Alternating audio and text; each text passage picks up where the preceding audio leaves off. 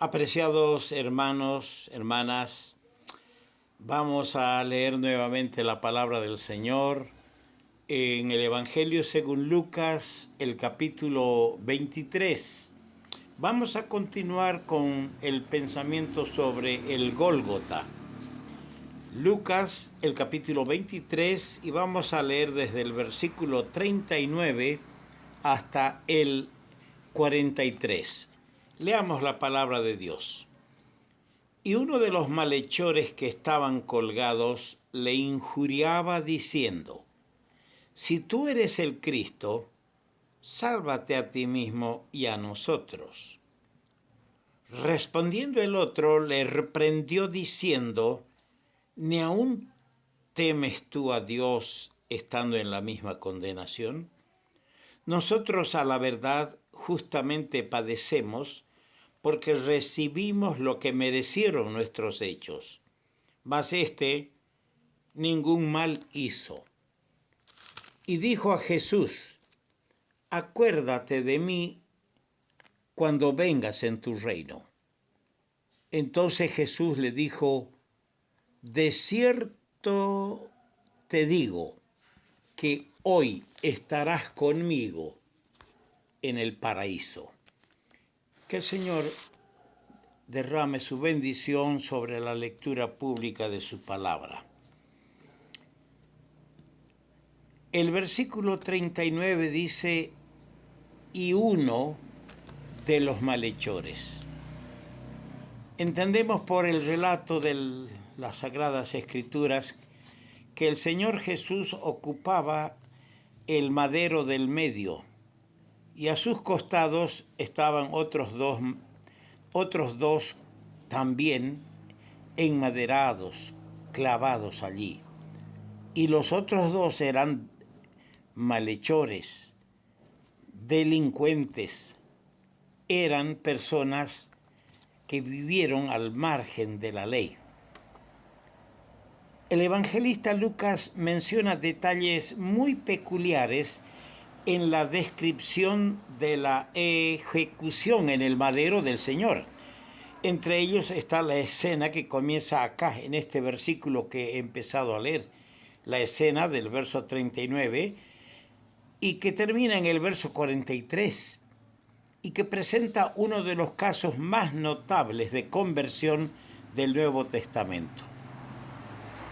Notemos 4 pasos hacia la salvación. En el verso 40 tenemos el primer paso, el temor de Dios. ¿Ni aún temes tú a Dios? Al comienzo este malhechor estaba vociferante, injuriando, escarneciendo al Señor. Pero ahora un temor ha invadido su ser. Está en las cercanías de dar el gran salto a la eternidad. Y el temor de Dios se ha apoderado de él. Y dice el rey Salomón en Proverbios, el capítulo 1, versículo 7, el principio de la sabiduría es el temor de Jehová. El Evangelio produce ese temor cuando llega a revelarnos que somos pecadores y que hemos ofendido a un Dios infinitamente santo. El Evangelio no es predicado para que las personas se entusiasmen, se conmocionen, se tiren al suelo en un gesto de aparente arrepentimiento. No es para que las personas tengan momentos de pesar, no.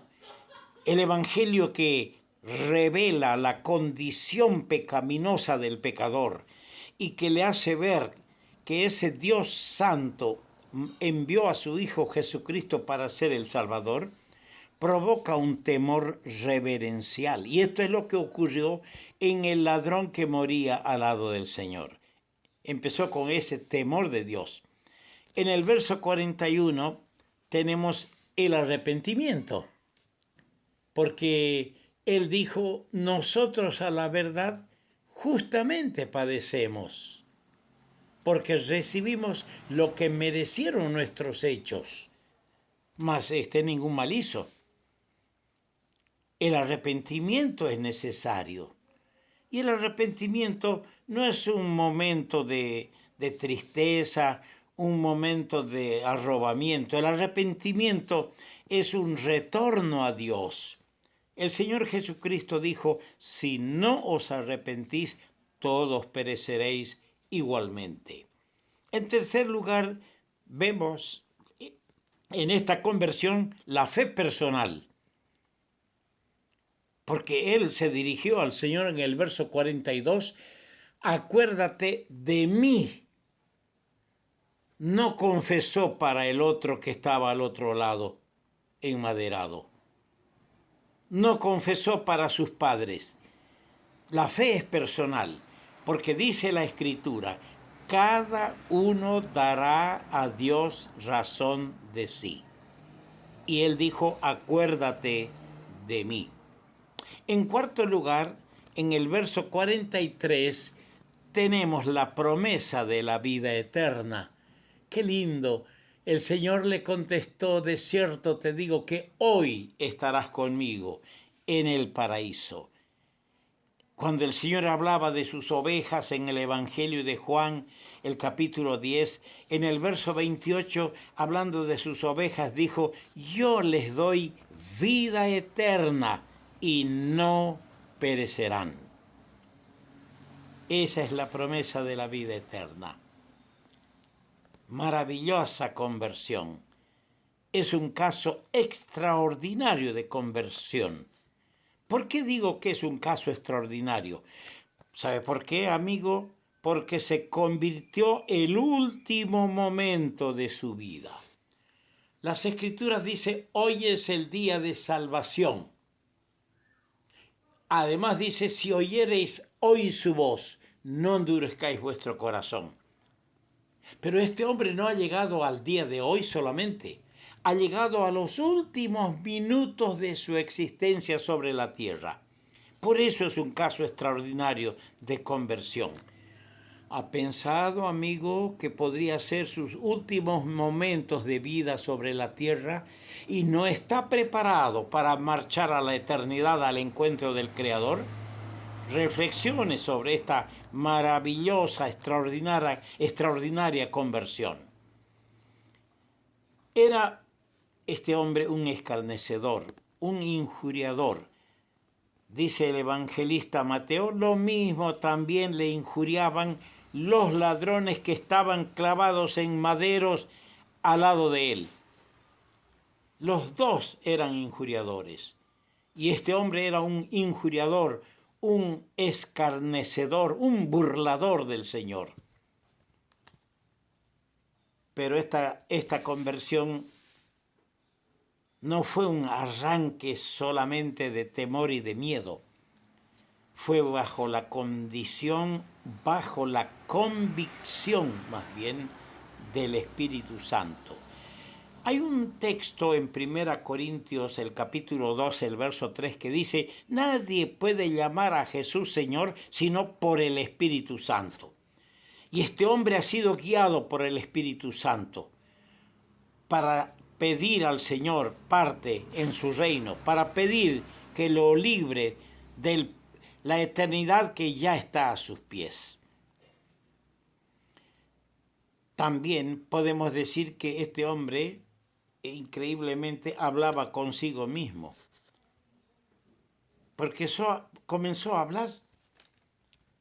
¿Por qué? Porque estaba poseído del temor de Dios. Y el hombre estaba confesando su pecado.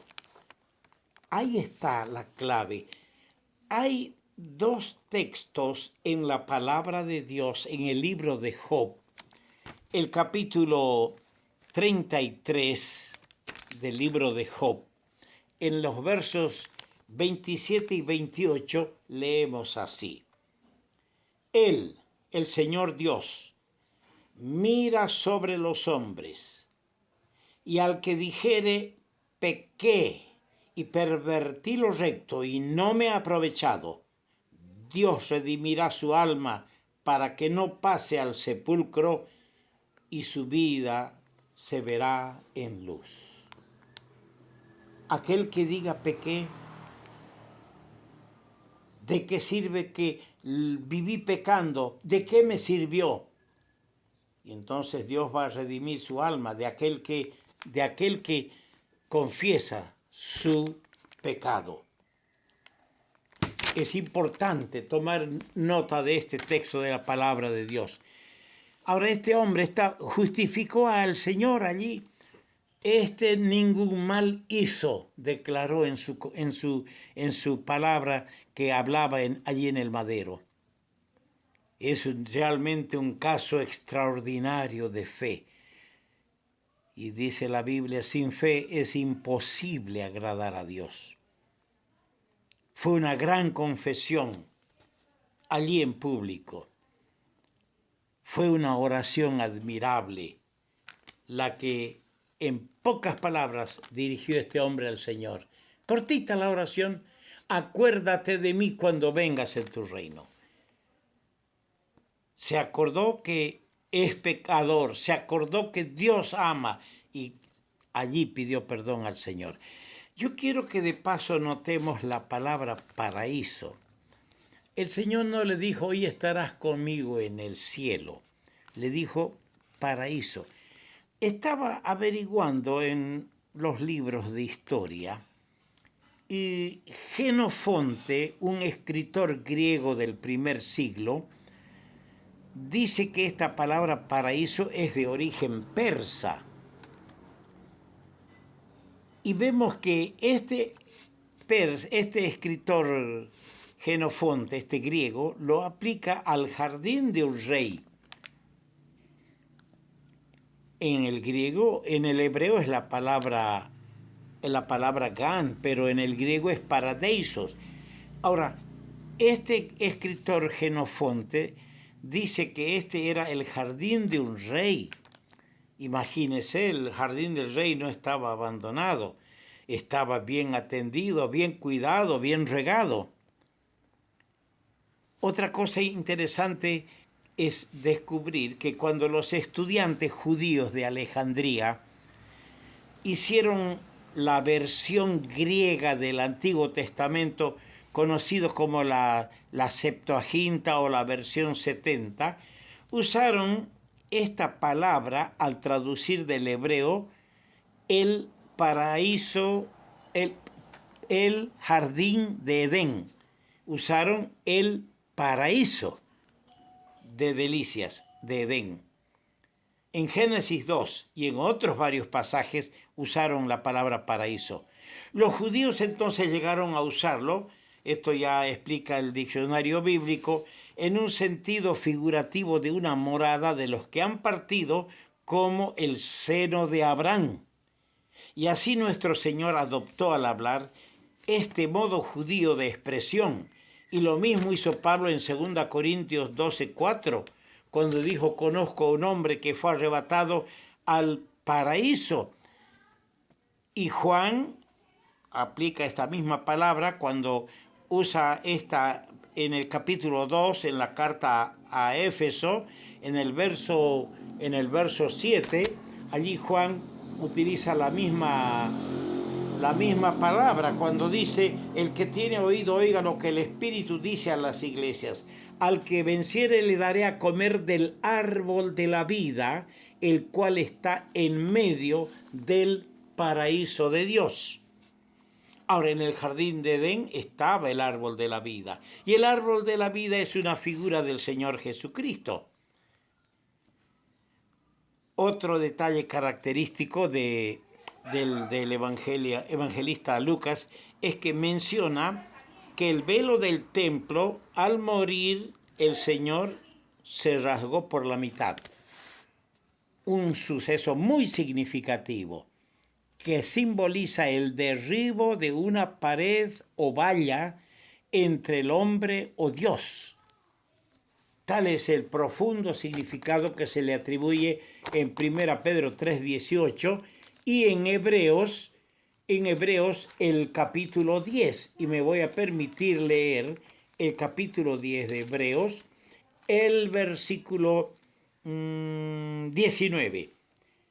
Así que, hermanos, teniendo libertad para entrar en el lugar santísimo por la sangre de Jesucristo, por el camino nuevo y vivo que Él nos abrió a través del velo, esto es de su carne, y teniendo un gran sacerdote sobre la casa de Dios, acerquémonos al lugar santísimo, a la presencia de Dios, porque el velo ha sido roto.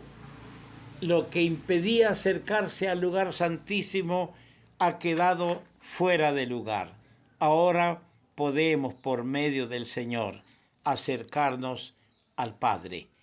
Quiera el Señor bendecir esta pequeña reflexión y vamos a continuar, porque el Gólgota, el lugar de la calavera y el escenario donde nuestro Señor murió, hay y tiene muchas lecciones todavía para nosotros.